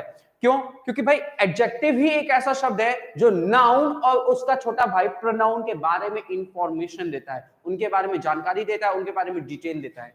It is a word which adds detail और information to the meaning of a noun oblique pronoun. ये वही शब्द है जो नाउन और प्रोनाउन के बारे में ही हमको जानकारी देता है विस्तार में। देखो कैसे, मैंने कहा राम इज इंटेलिजेंट। भाई राम है इंटेलिजेंट। भाई ये इंटेलिजेंट किसके बारे में लिखा गया है, राम के बारे में लिखा गया, तो ये तो अपना बन गया एडजेक्टिव। कौन सा, एडजेक्टिव ऑफ क्वालिटी। ठीक है, उसकी विशेषता बता रहा है। मैंने कहा Baahubali is a nice movie. भाई मूवी है, मूवी क्या है, बाहुबली इज व्हाट, बाहुबली क्या है, मूवी है। तो भाई मूवी है, ये व्हाट का जवाब दे दिया, तो नाउन। अब ये मूवी कैसी है, अच्छी मूवी है। अच्छी मूवी है तो भाई ये मूवी की विशेषता बता रहा है, और नाउन की विशेषता कौन बताता है, एडजेक्टिव। तो ये बन गया हमारा नाइस, क्या बन गया, एडजेक्टिव बन गया। ठीक, I have a blue pen. मेरे पास, अगर मैं कहूं मेरे पास क्या है, मेरे पास पेन है, पेन क्या बन गया, नाउन। लेकिन मैंने कहा मेरे पास ब्लू पेन है, मेरे पास ब्लू मार्कर है, तो भाई मार्कर नाउन, लेकिन अब ये नाउन है, तो भाई मार्कर कैसा है, ब्लू है, तो ये ब्लू जो है इस पेन की विशेषता बता रहा है, तो ब्लू क्या बन गया, अपना एडजेक्टिव बन गया। ठीक है, चलो। I bought a swimming costume. अगर मैं पूछूं मैंने क्या खरीद के लाया था, तो आप बोलोगे सर कॉस्ट्यूम लेकर आया था। तो कॉस्ट्यूम क्या का जवाब दे रहा है, तो ये बन गया नाउन। लेकिन ये कॉस्ट्यूम है कैसा, सर ये कॉस्ट्यूम है आपका स्विमिंग का, तैरने वाला कॉस्ट्यूम। तो भाई देखो स्विमिंग वर्ड यहाँ पे, अगर मैं स्विमिंग को देखूं तो स्विमिंग जो होता है ना, स्विम मतलब तैरना, ये हो गया क्रिया। अब इसमें मैंने आईएनजी सफिक्स किया, तो अब ये बन गया नाउन बन गया। और नाउन बन गया, देखो ये वर्ब भी होता है, नाउन भी होता है, लेकिन यहाँ नाउन के तरीके से काम कर रहा है, तो नाउन के तरीके से देखेंगे। और इसका एक नाम होता है जिसको आप लोग कहते हो जिरंड। तो यहाँ पे ये जिरंड है, सॉरी जिरंड नहीं, स्विमिंग यहाँ पे नाउन नहीं है, स्विमिंग यहाँ पे एडजेक्टिव है। और जब एडजेक्टिव का काम करता है उसको हम लोग कहते हैं प्रेजेंट पार्टिसिपल, प्रेजेंट पार्टिसिपल। ठीक है, चलो अब इस चीज को देखिए। तो ये हमारा कॉस्ट्यूम के बारे में बता रहा है, कॉस्ट्यूम तो है लेकिन कैसा कॉस्ट्यूम, तैरने वाला कॉस्ट्यूम। तो ये हमारा बन गया एडजेक्टिव, V1 प्लस आईएनजी भी बन गया एडजेक्टिव। ठीक है, तो हमने यहाँ पे ये देखा कि भाई शब्द कोई भी हो फर्क नहीं पड़ता, वो देखो वो काम कैसा कर रहा है। फिर से मैं एक बार बता रहा हूं, इंग्लिश में कोई भी शब्द हो वो फर्क नहीं पड़ता उस शब्द का पार्ट ऑफ स्पीच क्या है। अगर हमें सेंटेंस दे दिया गया तो हम बिल्कुल बता देंगे सर यहाँ पे कैसा काम कर रहा है। जैसे मैं अगर बात करूं इसी स्विमिंग की देख लो, अगर मैं लिखूं I am swimming in the river, तो यहाँ स्विमिंग क्या हो गया, क्रिया हो गया, आई एम के बाद V1 प्लस आईएनजी। लेकिन अगर मैंने लिखा I bought a swimming costume, तो यहाँ स्विमिंग बन गया एडजेक्टिव। नेक्स्ट देखो, आई एम नॉट इंटरेस्टेड, भाई आई एम नॉट इंटरेस्टेड। अब ये इंटरेस्टेड किसके बारे में बता रहा है? मेरे बारे में बता रहा है कि मैं इंटरेस्टेड नहीं हूं, बिल्कुल भी इच्छुक नहीं हूं। तो ये आई के बारे में बता रहा है। आई क्या है? प्रोनाउन। जो प्रोनाउन के बारे में बताया, नाउन के बारे में बताया, उसी को हम लोग एडजेक्टिव कहते हैं। तो ये भी अपना एडजेक्टिव बन गया, इंटरेस्टेड। ठीक है, देखो V3 है, लेकिन ये कैसे काम कर रहा है? एडजेक्टिव के तरीके से। This is the painted wall, यह है वह पेंटेड वॉल। तो दिस किसके तरफ इशारा कर रहा है? सर वॉल की तरफ। जो वॉल की तरफ इशारा कर रहे हैं, यानी कि वॉल क्या है? दिस इज व्हाट, क्या है? तो भाई व्हाट का जवाब तो नाउन देता है, तो ये अपना नाउन बन गया। अब दिस इज द वॉल, यही है painted wall. This is the wall, this is the painted wall, यही है वो पेंटेड वॉल। तो ये दिस आपका वॉल की तरफ इशारा कर रहा है, और जो नाउन की तरफ इशारा करे, जो नाउन को रिप्रेजेंट करे, उसको हम लोग कहते हैं प्रोनाउन। उसको हम लोग कहते हैं प्रोनाउन। लेकिन अब देखो, वॉल है, लेकिन कैसा वॉल है? पेंटेड वॉल है, यानी रंगीन वॉल है। तो भाई पेंटेड क्या हो गया? सर देखो, मैं अगर पेंट के बारे में लिखूं ना, पेंट कहते ना, पेंट कर दो, तो ये एक वर्ब है, क्रिया है। लेकिन इसी पेंट का जो थर्ड फॉर्म होता है, वर्ब का थर्ड फॉर्म V3, तो भाई V3 क्या हो गया? ये V3 हो गया। लेकिन वॉल के बारे में बता रहा है ना ये V3, भाई वॉल है, लेकिन कैसा है? रंगीन है। तो रंगीन उस वॉल, दीवार के बारे में जानकारी दे रहा है। और V3 अगर दीवार के बारे में जानकारी दे रहा है, नाउन के बारे में जानकारी दे रहा है, तो V3 क्या हो गया? एडजेक्टिव हो गया, जिसको आप लोग कहते हैं पास्ट पार्टिसिपल। तो भैया यहाँ पे आपका एडजेक्टिव बन गया, ये याद रखिएगा, पेंटेड आपका एडजेक्टिव बन गया। अगला देखो, आई हैव अ चेयर, मेरे पास है एक चेयर। मेरे पास क्या है? मेरे पास चेयर है। तो चेयर क्या बन गया? नाउन। अब देखो, मेक का थर्ड फॉर्म क्या होता है? मेड, मेड, मेड, है ना? Make, made, made. तो भाई मेड क्या हो गया? V3 हो गया। मेड ऑफ वुड, मेरे पास है एक चेयर जो कि बना हुआ है वुड का। तो भाई देखो, अभी तक एक शब्द इंफॉर्मेशन दे रहा था किसके बारे में? नाउन के बारे में। तो हम लोग कहते थे उसको एडजेक्टिव। अगर एक शब्द नाउन के बारे में जानकारी दे या प्रोनाउन के बारे में जानकारी दे, उसको हम लोग कहेंगे एडजेक्टिव। लेकिन एक से ज्यादा अगर शब्द हो, चलो भाई, एक से अगर ज्यादा शब्द हो जो कि नाउन के बारे में जानकारी दे रहा हो या प्रोनाउन के बारे में जानकारी दे रहा हो, तो उसको हम लोग कहते हैं एडजेक्टिव। और ये क्या होगा? फ्रेज हो जाएगा, एडजेक्टिव फ्रेज। हाँ, कंडीशन ये है कि उसमें कोई क्रिया नहीं होनी चाहिए, वर्ब नहीं होना चाहिए। ठीक है, तो ये बन गया एडजेक्टिव फ्रेज। अगला एग्जांपल देखो, आई नो द बॉय, मैं जानता हूं उस लड़के को, मैं जानता हूं लड़के को। Who came yesterday, who came yesterday, मैं जानता हूं उस लड़के को जो कल आया था। तो हु केम यस्टरडे कहीं ना कहीं इस बॉय के बारे में जानकारी दे रहा है। कल कौन आया था? लड़का आया था, वो लड़का आया था। तो भाई बॉय के बारे में जानकारी कौन दे रहा है? Who came yesterday. और केम क्या है? सर ये वर्ब का सेकंड फॉर्म भी है। ठीक, अब देखो यहां पे क्या हो गया भाई, देखो एक शब्द अगर नाउन के या प्रोनाउन के बारे में जानकारी दे तो एडजेक्टिव होगा।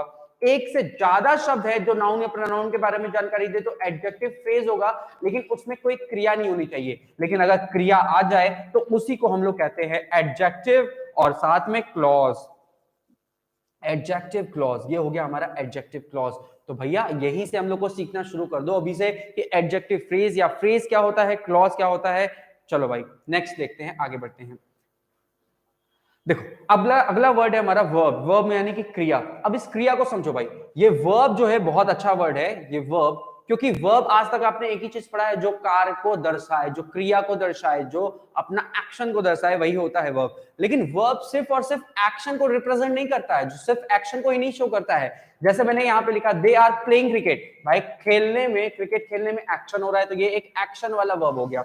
आई ड्राइव वेरी फास्ट, मैं गाड़ी चलाता हूं बहुत तेजी से, तो ड्राइव करने में भी एक क्रिया है, एक्शन है, तो ये भी क्या हो गया? अपना एक्शन वाला वर्ब हो गया, एक्शन वाला वर्ब हो गया। ठीक है, दे हैव डन देयर वर्क, उन्होंने कर लिया है अपना काम। तो भाई उन्होंने काम कर लिया, तो काम करने में भी तो क्रिया हुआ होगा, एक्शन हुआ होगा, तो यहां पे भी एक्शन है। लेकिन अगर मैं कहूं आई हैव अ कार, मेरे पास है एक कार, इसमें कोई एक्शन है? नहीं। तो आप बोलोगे सर ये वर्ब ऐसा है जो पोजीशन को शो कर रहा है, ये वर्ब ऐसा है जो पोजीशन को शो कर रहा है, तो इसको पोजीशन वाला वर्ब कहेंगे। मैंने कहा शी ओन्स 2 हाउसेस, वो 2 घर की मालिक है। तो भाई एक बात बताओ, इसमें कोई एक्शन है? अगर उसके पास 2 घर है तो इसमें कोई एक्शन है? आप बोलोगे सर नहीं, एक्शन तो नहीं है। तो यहां ओन्स भी बन गया आपका क्या? पोजीशन। मैंने कहा this pen belongs to me, यह पेन मेरा है। तो भाई अगर ये मेरा है, इसमें कोई एक्शन है? नहीं, एक्शन नहीं है। तो यहां पे भी बिलोंग्स में क्या हो गया? आपका पोजीशन वाला वर्ब हो गया। ठीक है, अब आते हैं स्टेट या फिर हैपनिंग। स्टेट मतलब जो आपकी अवस्था को दर्शाता है। मैंने कहा I am a teacher, am यहाँ पे हेल्पिंग वर्ब नहीं, ये आपका मेन वर्ब का फर्स्ट फॉर्म है, याद रखिएगा। यहाँ हैव हेल्पिंग वर्ब नहीं है, हैव आपका मेन वर्ब का फर्स्ट फॉर्म है। मैंने कहा I am a teacher of English. एक बात याद रखिएगा, जितने बच्चे भी कहते हैं he is our English teacher, ये कहना बिल्कुल गलत होता है। इंग्लिश टीचर कहना बिल्कुल गलत होता है। आपको जब भी बोलना होगा आप बोले he is a teacher of English या he is a teacher of mathematics, ठीक है। इंग्लिश टीचर या फिर मैथमेटिक्स टीचर ये बिल्कुल गलत है, मैथ्स टीचर कहना बिल्कुल गलत होता है। तो मैंने कहा I am a teacher of English, तो यहाँ एम हमारा मेरा क्या बता रहा है, अवस्था बता रहा है, स्टेट बता रहा है ना। तो भाई आई का स्टेट बता रहा है, तो ये स्टेट बताने वाला वर्ब हो गया। मैंने कहा शी इज मैड, वह बिल्कुल पागल है, तो मैं यहाँ पे इज जो लिखा है ये इज आपका मेन वर्ब का फर्स्ट फॉर्म है और ये शी की विशेषता बता रहा है, तो ये भी आपका क्या हो गया, स्टेट बताने वाला वर्ब हो गया, ठीक है। मैंने कहा वी आर वेरी हैप्पी, हम लोग हैं बहुत खुश। अगर हम लोग बहुत खुश हैं तो ये हमारा विशेषता बता रहा है, हमारे बारे में बता रहा है, ये तो हमारा क्या हो गया, वी आर। आर क्या हो गया सर, यहाँ पे मेरा स्थिति बता रहा है, हमारा अवस्था बता रहा है, तो यहाँ पे भी स्टेट हो गया। तो याद ये रखना है कि वर्ब जो है तीन चीजों का जानकारी देता है, एक्शन, पोजीशन, स्टेट। एक्शन बताने के लिए हम डू का प्रयोग कर सकते हैं, डू के फॉर्म्स का प्रयोग कर सकते हैं।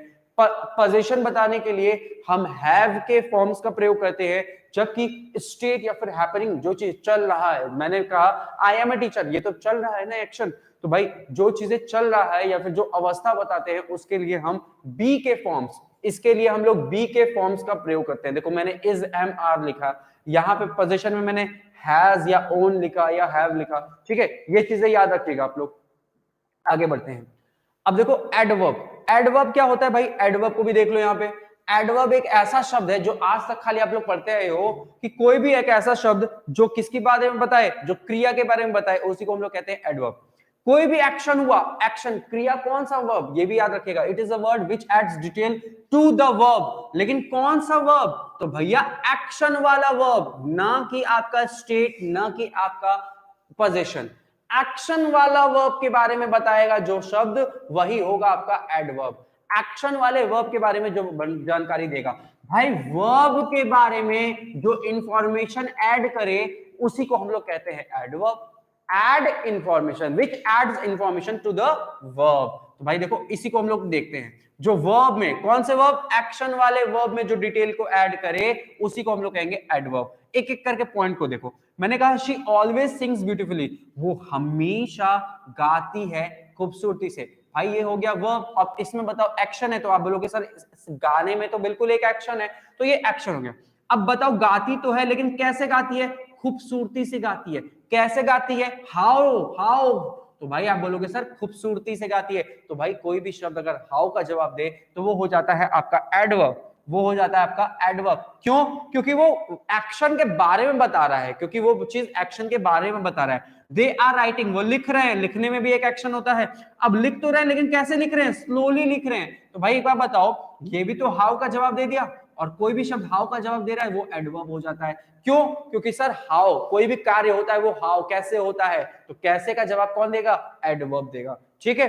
आओ, ऑलवेज क्या है सर, सर ये मेरे क्या बता रहा है, मेरी फ्रीक्वेंसी बता रहा है कि मैं हमेशा, कभी कभी, कभी भी नहीं, तो ये मेरा एक्शन क्यों बता रहा है, ये मेरे एक्शन, मेरे गाने के एक्शन के बारे में बता रहा है, मेरे गाने की फ्रीक्वेंसी को बता रहा है, तो ये भी हमारा हो गया एक adverb. She always sings beautifully, वो हमेशा, एक बार नहीं, हमेशा गाती है खूबसूरती से। मैंने कहा वी आर गोइंग देयर, हम लोग जा रहे हैं, जा तो रहे हैं लेकिन कहां जा रहे हैं भाई, मेरे जाने के बारे में इंफॉर्मेशन दे रहा है ना, और मेरे जाने यानी कि मेरे क्रिया के बारे में इंफॉर्मेशन दे रहा है, और किस फॉर्म में दे रहा है, वेयर के फॉर्म में दे रहा है। तो भाई याद रखिएगा हिंट के तौर पे कि वेयर भी जो होता है ना वो भी एक एडवर्ब होता है। कोई भी शब्द अगर हाउ का जवाब दे, वेयर का जवाब दे, तो वो एक एडवर्ब होता है। जैसा हमने अभी पढ़ा था थोड़ी देर पहले नाउन में, हमने नाउन में देखा था हु, हुम और व्हाट, लेकिन यहाँ पे एडवर्ब में कोई भी शब्द अगर हाउ के बारे में जानकारी दे, या फिर वेयर के बारे में जानकारी दे, या फिर हाउ ऑफन मतलब कितनी बार, कितनी बार, हाउ ऑफन मतलब कितनी बार, हाउ ऑफन याद रखिएगा, how often, OFTEN, how often मतलब कितनी बार, इसके बारे में जानकारी दे तो वो एक एडवर्ब होता है, ठीक है।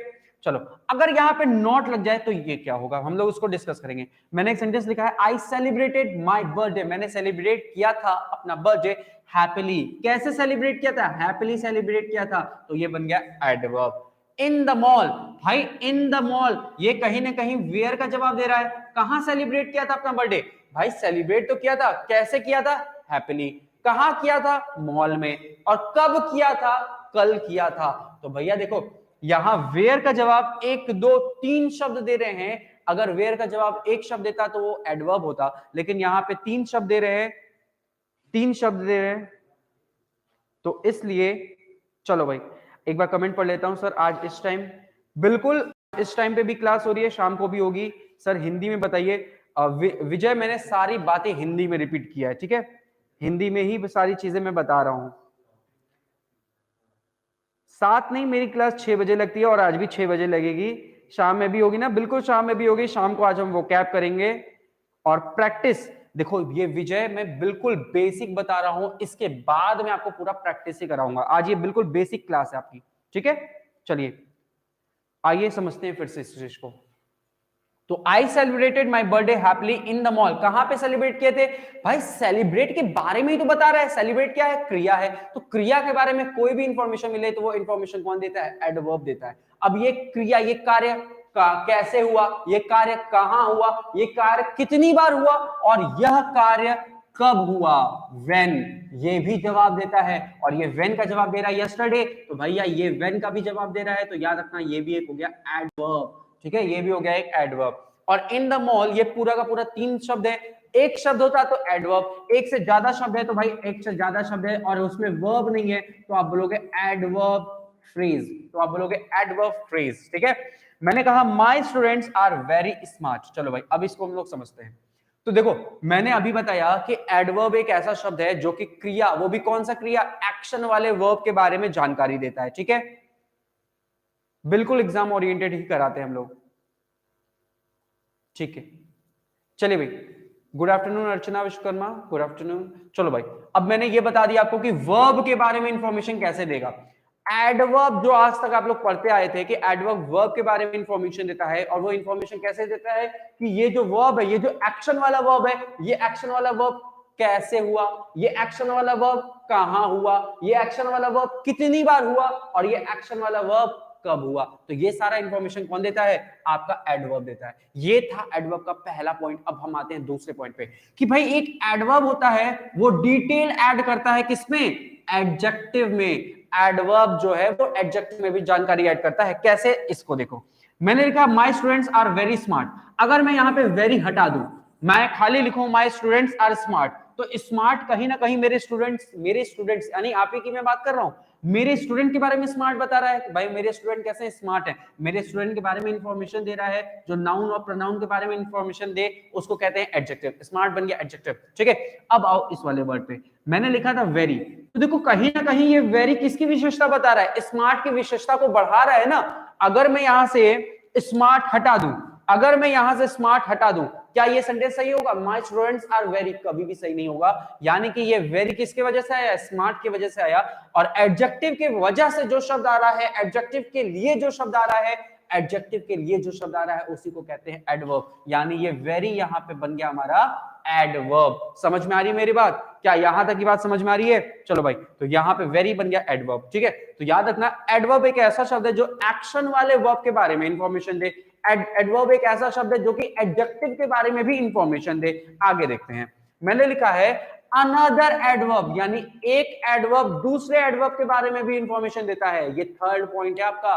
भाई एडवर्ब आपका वर्ब के बारे में इंफॉर्मेशन देता है, एक्शन वाले वर्ब के बारे में इंफॉर्मेशन देता है।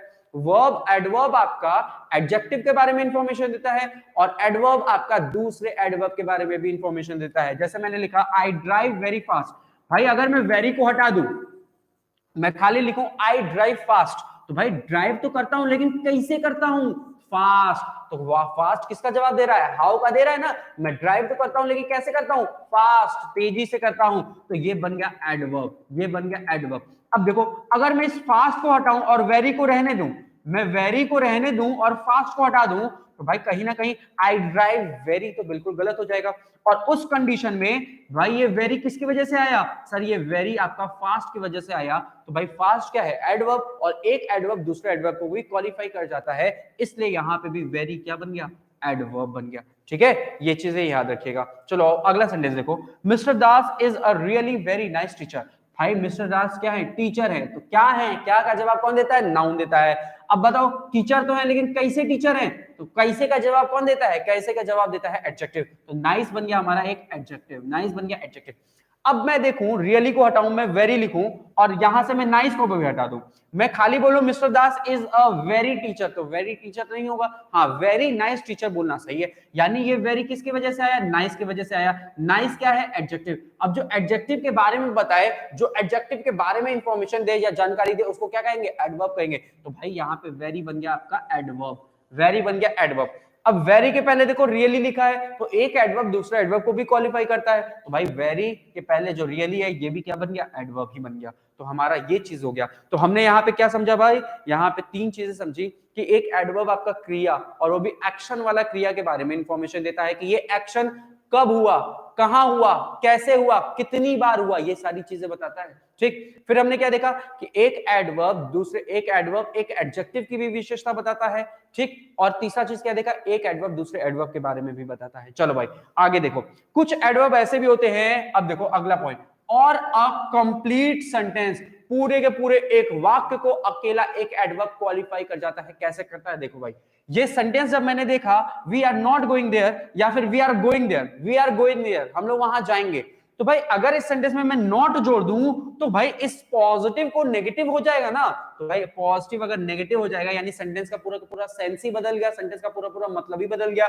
तो ये नॉट क्या हुआ सर? ये नॉट एक आपका एडवर्ब हुआ। क्यों? क्योंकि भाई एक एडवर्ब पूरे के पूरे कंप्लीट सेंटेंस को क्वालिफाई कर जाता है, उसके पूरे के पूरे सेंटेंस को बदल देता है। ठीक, आगे देखो, मैंने लिखा यस, मैं बोलूंगा कि क्या तुम मेरा एक काम करोगे? आप क्या बोलोगे? Yes sir, of course sir, why not sir, sure sir, यही सब बोलोगे। तो मैं बिल्कुल मान लिया कि आप यही सब बोलोगे, लेकिन आपको बोलना क्या चाहिए था? हाँ सर मैं आपका काम करूंगा। आपको ये बोलना चाहिए था मैं आपका काम करूंगा, लेकिन आपने बोला yes sir, why not sir, sure sir, of course sir. तो ये कुछ हमारे adverb of affirmation, adverb of affirmation जो कि पॉजिटिव जवाब देते हैं, यस, या, why not, sure, of course, etcetera, ये सब हमारे पॉजिटिव एडवर्ब्स हो जाते हैं, जिनको हम लोग एडवर्ब ऑफ एफर्मेशन, ये एक प्रकार होता है उसके नाम से जानते हैं। लेकिन आप कभी कभी नो भी बोल सकते हो, नो, नॉट, नेवर, तो ये सब भी क्या हो गए?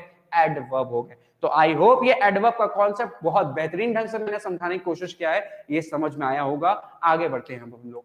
चलो देखो, अगला है हमारा प्रीपोजिशन, अगला है हमारा प्रीपोजिशन। देखो भाई प्रीपोजिशन का कॉन्सेप्ट बैठा दे रहा हूं दिमाग में, बाकी जब चैप्टर पढ़ोगे तो बहुत ही बेहतरीन से ढंग से मजा आएगा। मैंने लिखा है it is a relating word which relates the noun और pronoun which is used after it to the other part of the sentence. आपको इतना तो पता है कि सर जब भी प्रीपोजिशन आता है और जब भी वर्ब आता है, ये दोनों का दोनों अपना ऑब्जेक्ट लेकर आता है। इतना बात आप लोग को हर टीचर बताया है और हर जगह से आप पढ़े हो कि प्रीपोजिशन और वर्ब जब भी आता है अपना ऑब्जेक्ट लेकर आता है। मैंने वही लिखा, और ऑब्जेक्ट बनता किसका है सर? ऑब्जेक्ट बनता है या तो नाउन की मदद से या तो प्रोनाउन की मदद से, इन्हीं की तो मदद से बनता है ऑब्जेक्ट। ठीक, सब्जेक्ट और ऑब्जेक्ट नाउन और प्रोनाउन की मदद से बनता है। मैंने क्या लिखा? It is a relating word, यह है एक relating word which relates the noun और pronoun which is used after it, यानी कि इसकी बात कर रहा है, इसकी बात कर रहा है। प्रीपोजिशन है एक रिलेटिंग वर्ड जो कि अपने से बाद, जो कि अपने से बाद में आए हुए नाउन या प्रोनाउन को, अपने से बाद में आए हुए नाउन और प्रोनाउन को रिलेट करता है, रिलेट करता है, लेकिन किससे रिलेट करता है? To the other part of speech of the sentence. लेकिन वो रिलेट तो किससे करता है? किसी अदर पार्ट ऑफ स्पीच पे, सेंटेंस के ही किसी अदर पार्ट ऑफ स्पीच से रिलेट करता है। प्लीज समझिएगा इस बात को मेरे, ठीक है। मैंने लिखा एग्जांपल्स, राम वेंट। बच्चा ये वेंट जो होता है ना, ये इंट्रांजिटिव वर्ब होता है, अकर्मक क्रिया होता है कि राम गया, ठीक है। V2 हो गया ना, गो का सेकंड फॉर्म वेंट। तो भाई अकर्मक क्रिया को कभी भी ऑब्जेक्ट की जरूरत नहीं होती, इतना तो आप लोग पढ़े हो, ठीक है। अकर्मक क्रिया को कभी भी ऑब्जेक्ट की जरूरत नहीं पड़ती है, तो सेंटेंस अपने में क्या है? सही है। लेकिन मान लो मुझे इसको लगाना पड़े, मान लो मुझे ऑब्जेक्ट को लगाना पड़े, और ऑब्जेक्ट है ये क्या? नाउन है, ठीक है। मान लो मुझे ये ऑब्जेक्ट लगाना पड़े, तो अब मैं क्या यहां पे लगा पाऊंगा? यहां पे राम वेंट श्याम क्या बोल पाऊंगा? आप बोलोगे नहीं सर। तो भाई देखो, ये ऑब्जेक्ट ये वर्ब अलाउ नहीं कर रहा, इस ऑब्जेक्ट को ये वर्ब अलाउ नहीं कर रहा। क्यों? क्योंकि ये वर्ब क्या है? इंट्रांसिटिव वर्ब है, इंट्रांसिटिव वर्ब ऑब्जेक्ट नहीं लेकर आता। तो अब मेरे को इस ऑब्जेक्ट को लगाना है पड़ेगा, तो मेरे को जरूरत किसकी पड़ेगी? प्रीपोजिशन की जरूरत पड़ेगी। क्यों? क्योंकि प्रीपोजिशन अपने से बाद में आए हुए ऑब्जेक्ट को सेंटेंस के अदर पार्ट ऑफ स्पीच से क्या करता है? रिलेट करता है। जैसे मैंने कहा राम वेंट डैश श्याम, तो भाई यहाँ पे with, without, to, for, after, before. अब देखो मैं बोल सकता हूं राम वेंट विथ श्याम, मैं बोल सकता हूं Ram went without Shyam, Ram went to Shyam, Ram went for Shyam, Ram went after Shyam और राम वेंट बिफोर श्याम। मैं सबका सब बोल सकता हूं। यानी यहाँ पे प्रीपोजिशन बिल्कुल आएगा। जैसे मैंने लिख दिया एग्जांपल के तौर पे राम वेंट विथ श्याम। अब समझिएगा कि यहाँ पे श्याम को किससे रिलेट कर रहा है। भाई मैंने लिखा राम वेंट विद श्याम, इसका मतलब राम गया श्याम के साथ। तो भाई यहाँ पे ऑब्जेक्ट को, प्रीपोजिशन के बाद वाले ऑब्जेक्ट को सेंटेंस के other part of speech, other part of speech कौन सा? राम से रिलेट कर रहा है। राम श्याम के साथ गया, राम श्याम के बिना गया, राम श्याम, टू टू हमारा मंजिल बताता है, जहां पे श्याम हो वहां पे राम गया, तो हम बोलेंगे राम वेंट टू श्याम, राम श्याम के पास गया। राम वेंट फॉर श्याम यानी राम श्याम के लिए गया, राम वेंट आफ्टर श्याम यानी राम श्याम के बाद गया, और राम वेंट बिफोर श्याम यानी राम श्याम के पहले गया। तो हर एक सेंटेंस में आपने ये देखा कि राम को श्याम से रिलेट कर रहा है, और यही काम कौन करता है? प्रीपोजिशन करता है। समझ में आ रहा है ना? तो भाई जल्दी से बताओ, समझ में आ रहा है ना सबको? गुड आफ्टरनून राधिका जी, समझ में आ रहा है ना भाई?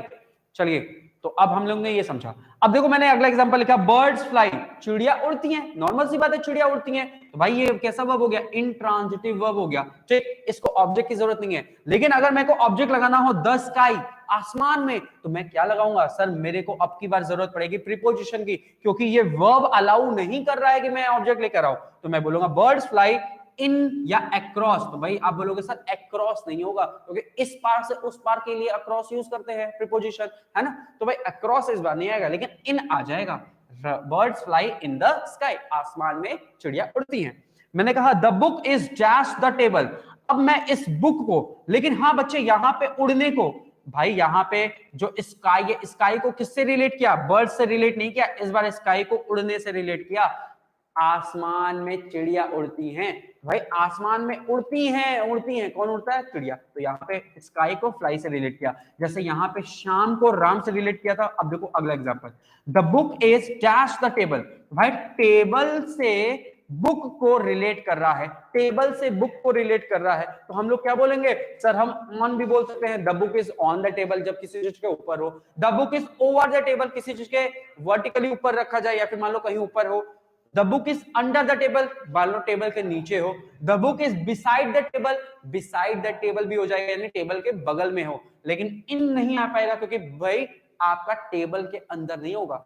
कबर्ड होता तो आप बोल लेते इन द कबर्ड, तब वो हो जाता। समझ में आ रही बात? तो यहां पे अब समझो प्रीपोजिशन। मैं फिर से आपको दोहरा देता हूं प्रीपोजिशन क्या होता है। सर प्रीपोजिशन एक ऐसा शब्द है जो अपने से ठीक बाद में आए हुए ऑब्जेक्ट को, ये जो कि एक नाउन या प्रोनाउन होगा, अपने से ठीक बाद में आए हुए ऑब्जेक्ट को सेंटेंस के किसी अदर पार्ट ऑफ स्पीच से रिलेट करता है। जोड़ता नहीं बच्चा, रिलेट करता है। यहां पे बुक को टेबल से रिलेट किया, यहां पे उड़ने को आसमान से रिलेट किया, यहां पे राम को शाम से रिलेट किया। तो आई होप ये रिलेशन वाला, ये रिलेटिंग वर्ड समझ में आ गया होगा। तो ये था हमारे प्रीपोजिशन। अगला पॉइंट बढ़ते हैं। अगला पॉइंट हमारा कंजंक्शन। चलो भाई, कंजंक्शन क्या होता है? सर ये कंजंक्शन एक कनेक्टिंग या फिर रिलेटिंग या फिर ज्वाइनिंग, सॉरी रिलेटिंग नहीं, ज्वाइनिंग, कनेक्टिंग या फिर ज्वाइनिंग वर्ड होता है। लेकिन ये कनेक्ट या ज्वाइन किसको करता है? तो याद रखना, एक जैसी चीजों को ज्वाइन करता है। या तो वो एक जैसे वर्ड्स हो, दोनों एक जैसे वर्ड्स हो। अब मैं राम और श्याम को एंड से जोड़ सकता हूं, लेकिन राम एंड इंटेलिजेंट को नहीं जोड़ सकता, क्योंकि याद रखना वर्ड्स एक जैसे होने चाहिए। नाउन इधर तो नाउन इधर, एडजेक्टिव इधर तो एडजेक्टिव इधर। मैं इंटेलिजेंट एंड टैलेंटेड बोल सकता हूं क्योंकि दोनों एडजेक्टिव का काम कर रहा है। या दो फ्रेजेस को जोड़ सकता है, या दो क्लॉजेस को जोड़ सकता है। ये काम करता है कंजंक्शन। मैंने लिखा she is a good student but he always does mistake. वो हमेशा मिस्टेक करता है। ठीक है, अब देखो भाई, इस क्लॉज को इस क्लॉज से कौन जोड़ रहा है? कंजंक्शन बाबा जोड़ रहे हैं बट। मैंने कहा Ram is smart and beautiful girl, sorry she is a smart and beautiful girl. तो यहाँ पे एंड कंजंक्शन है जो कि स्मार्ट और ब्यूटीफुल दोनों एडजेक्टिव को जोड़ रहा है। आई रिमेंबर दैट डे, मुझे याद है वह दिन, when I had a breakup. ओहो शिट, ये क्या लिख दिया मैंने। मुझे आज भी याद है वो दिन जिस दिन मेरा बहुत ही बुरा दिन था। अब याद नहीं दिलाना। तो इस क्लॉज से क्या किया भाई? जोड़ा। और जोड़ने के लिए क्या करते हैं? कंजंक्शन। इसको इससे रिलेट करने हम नहीं कहेंगे, ठीक है? You are the only student, तुम ही वही स्टूडेंट हो, तुम वही स्टूडेंट हो, you are the only student, तुम ही इकलौते स्टूडेंट ऐसे हो who can solve my problem या that can solve my problem. तो भाई इसको, इस क्लॉज से जोड़ने का काम कौन करता है? कंजंक्शन करता है। सर क्लॉज क्या होता है? तो अभी हम लोग अगला टॉपिक वही होगा, पहले फ्रेज फिर क्लॉज। चलो भाई समझ में आ रहा है ना? जल्दी बताओ। और लास्ट में इंटरजंक्शन। इंटरजंक्शन हम सबको पता है, जो एक ऐसी फीलिंग, एक ऐसे वर्ड जो हमारे अंदर से निकल के आते हैं हर किसी चीज के लिए, एक ऐसा वर्ड जो हर किसी के लिए हर अचानक से निकल के आ जाता है, हम जानबूझ के नहीं बोलते लेकिन अचानक से हमारे मन से निकल के आ जाए, उस वर्ड्स को हम लोग कहते हैं इंटरजंक्शन, इंटरजेक्शन। ठीक है, it is a word which shows sudden expression. Sudden expression में अचानक से एक्सप्रेशन निकल के आ जाए या फिर फीलिंग निकल के आ जाए, that comes from our body, जो हमारे बॉडी से निकल के आए। Hurray we won the match. भाई इंडिया अंडर 19 वर्ल्ड कप जीत गई तो हम लोग ने क्या बोला? Hurray we won the match, India won the match. तो ये हुर्रे क्या है सर? ये एक इंटरजंक्शन है। ठीक है, ओह, जब आप कोई दुख बड़ी खबर सुनते हो, oh we are really sorry for the loss, oh oh कहते हो ना। कोई चिकोटी काट दे, आउच, ये भी करते हो, है ना? तो ये सारे के सारे आपके क्या है? इंटरजेक्शन हैं। चलो भाई, तो आई होप ये 8 पार्ट ऑफ स्पीच का कॉन्सेप्ट एकदम क्लियर हो गया होगा। अगर ये चीज क्लियर नहीं हुआ, वाकई में बता रहा हूं, आगे समझने में बहुत ज्यादा प्रॉब्लम होगी। ठीक है, तो चलो ये पार्ट ऑफ स्पीच हम लोगों ने कंप्लीट करने, नेक्स्ट आते हैं फ्रेज पे। सर फ्रेज क्या होता है? फ्रेज क्या होता है? तो भाई मैं हिंदी में पहले आपको समझा देता हूं कि देखो, किसी भी शब्दों का समूह है, ठीक, और वो काम एक जैसा ही कर रहा है। ठीक है, अगर नाउन है तो नाउन का काम करेगा, एडजेक्टिव है तो एडजेक्टिव का काम करेगा। शब्दों का एक ऐसा समूह जो एक जैसा काम करे, उसका पर्पस एक ही जैसा होता है, लेकिन उसमें कोई सब्जेक्ट वर्ब, उसमें कोई भी जैसे सब्जेक्ट वर्ब कॉम्बिनेशन नहीं होना चाहिए, उसमें कोई भी सब्जेक्ट वर्ब कॉम्बिनेशन नहीं होना चाहिए, तभी वो फ्रेज होगा। अगर सब्जेक्ट वर्ब कॉम्बिनेशन आ जाएगा तो वो फ्रेज नहीं रहेगा, वो क्लॉज बन जाएगा। यही अंतर है फ्रेज में और क्लॉज में। It is a group of words without a subject verb combination, जिसमें सब्जेक्ट और वर्ब तो बिल्कुल भी नहीं है, फोकस अपना वर्ब पे रखना। That makes sense. भाई इसमें सेंस तो आता है बट नॉट कंप्लीट सेंस, लेकिन कंप्लीट सेंस नहीं होता, वो अधूरा अधूरा सा होता है, इज कॉल्ड अ फ्रेज, उसको फ्रेज कहते हैं। जैसे मैं हिंदी का एग्जांपल लेके समझा रहा हूं मेरे भाई, ध्यान से समझिएगा। मैंने कहा हिंदी में आप लोग बोलते हो ना 9-2-11 होना, 9-2-11 होना। ठीक है, तो आपने बोला 9-2-11 होना, ये क्या है सर? एक मुहावरा है। मुहावरा को इंग्लिश में क्या कहते हैं? फ्रेज। ठीक है, नहीं सॉरी, इडियम कहते हैं, ये एक इडियम है। तो 9-2-11 होना, इसका मतलब हम लोगों को पता है भाग जाना। क्या आप बताओ, क्या ये सेंटेंस बना पाएगा? नहीं, लेकिन इसका एक सेंस है, लेकिन कंप्लीट सेंस नहीं है, क्योंकि ये वाक्य नहीं बना पा रहा है। ठीक, लेकिन अगर मैं लिख दूं यहीं पे सब्जेक्ट को लगा दूं, चोर, चोर, चोर क्या है? सब्जेक्ट। चोर 9-2-11 हो के बाद गया, गया, गया क्या है सर? गया है एक आपका क्रिया, तो भैया सब्जेक्ट भी आ गया, वर्ब भी आ गया, अब ये बन गया हमारा वाक्य 9-2-11 होना। तो भाई 9-2-11 होना क्या होता है सर? सब्जेक्ट भी आ गया, वर्ब भी आ गया, और ये बन गया हमारा एक सेंटेंस। तो याद ये रखना है कि सर एक सेंस तो आएगा, एक सेंस तो निकल के आएगा, उसका मीनिंग निकल के आएगा, लेकिन वो आपका किसी चीज पे डिपेंड करेगा, वो इंडिपेंडेंट नहीं होगा, वो वाक्य नहीं बना पाएगा, वो अधूरा अधूरा सा रहेगा, तभी वो बनेगा फ्रेज।